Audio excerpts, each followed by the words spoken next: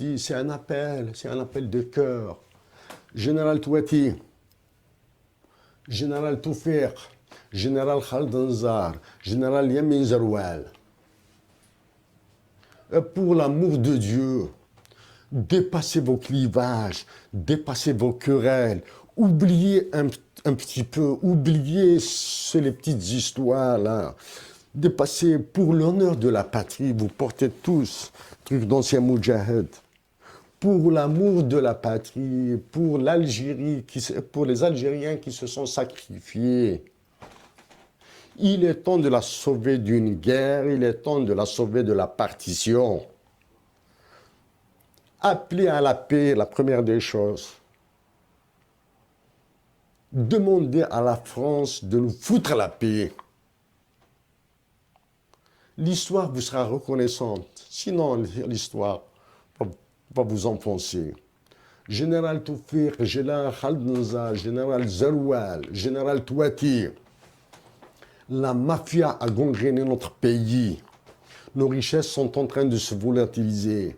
Des compatriotes, hommes, femmes, enfants vont mourir. Il est temps, vous êtes presque tous exprimés après le décès de Hussein Ahmed. Vous vous êtes montrés, bon, peut-être pas tous, certains se sont montrés. Montrez-vous pour la patrie. Hussein Ahmed n'a pas besoin de vous. C'est la patrie qui a besoin de vous. Ce sont les futures générations qui ont besoin de vous.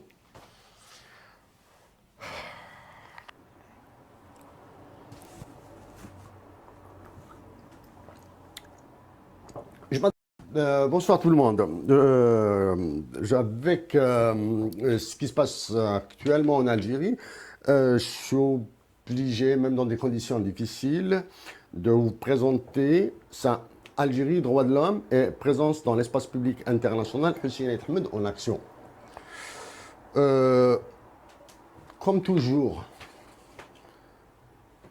la paix, même si elle va coûter des milliards de dinars à l'Algérie, je supplie mes compatriotes d'Algérie de demeurer dans ce processus de paix.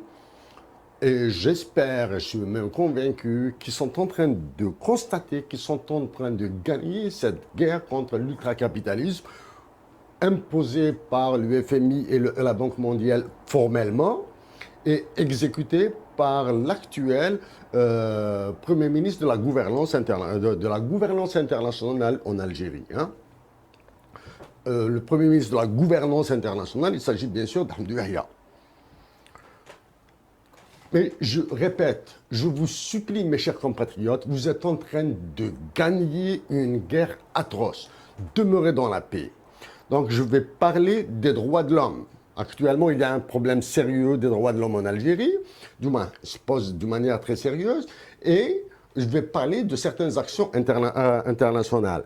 Mais avant d'aller vers là, vous constatez que les conditions de présentation sont extrêmement difficiles.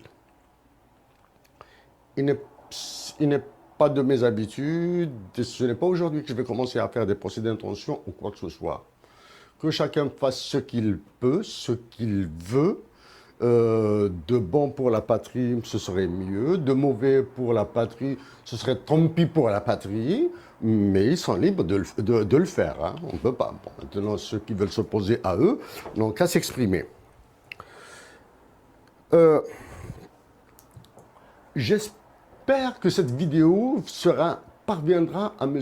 Justin Trudeau, Premier ministre du Canada. J'espère qu'aussi qu'elle parviendra à M. Philippe Couillard, Premier ministre du Québec. Je vais en parler parce que je vais en parler de Pierre-Éliott Trudeau tout à l'heure. Je vais parler même de Mike, un ancien Premier ministre du Canada. J'espère qu'elle parviendra.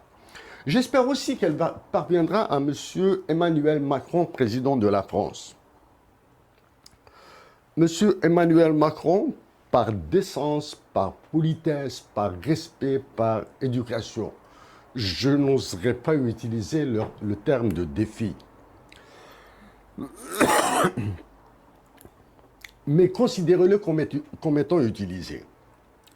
Ce que vous faites via l'Organisation internationale de la francophonie en Afrique et particulièrement dans les pays du Sahel et avec des incidences directes sur la stabilité de l'Afrique du Nord et en particulier de ma patrie, est indigne d'humanité.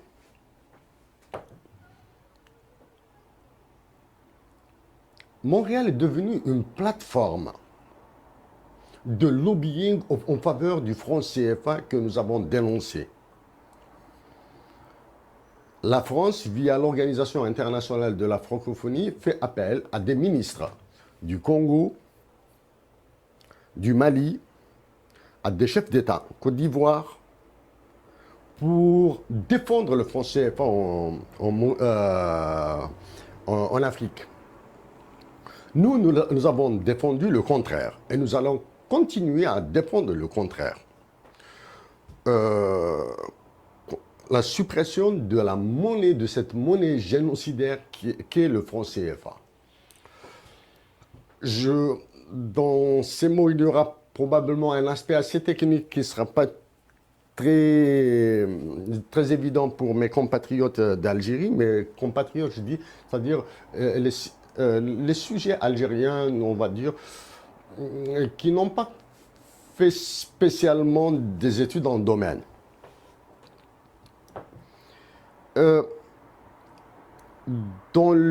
Toujours, au risque de me répéter une énième fois, c'est à travers les études des impacts économiques de Tamazir en Algérie, en Afrique du Nord et dans les pays du Sahel que nous avons découvert les effets ravageurs, que nous les avons estimés, nous avons quantifiés, ravageurs du franc CFA. Il y a un autre aspect qui n'apparaît pas actuellement, c'est le droit d'accès à la mer et aux océans. Il va se poser probablement bientôt, peut-être que la conjoncture ne s'y prête pas, mais des spécialistes pourront le poser sérieusement. En disant des spécialistes, je pense particulièrement à une de mes relations, Adama Sarr.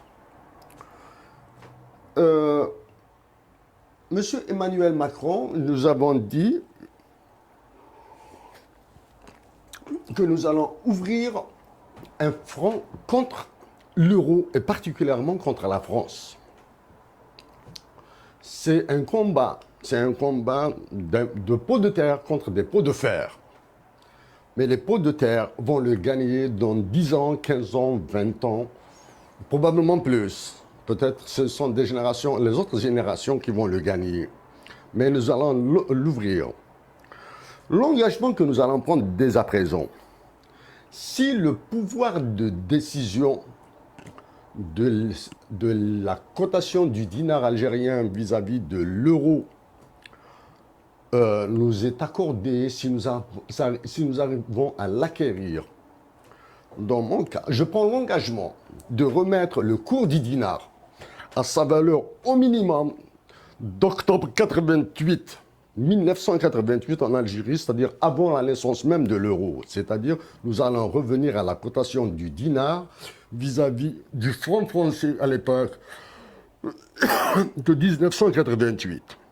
Je ne vais pas revenir sur mon opposition radicale, frontale contre la dévaluation du dinar. Je vais demeurer opposé à la dévaluation du dinar, même si une nouvelle dévaluation du dinar s'annonce, contre, quitte à demeurer l'unique Algérien, à l'être.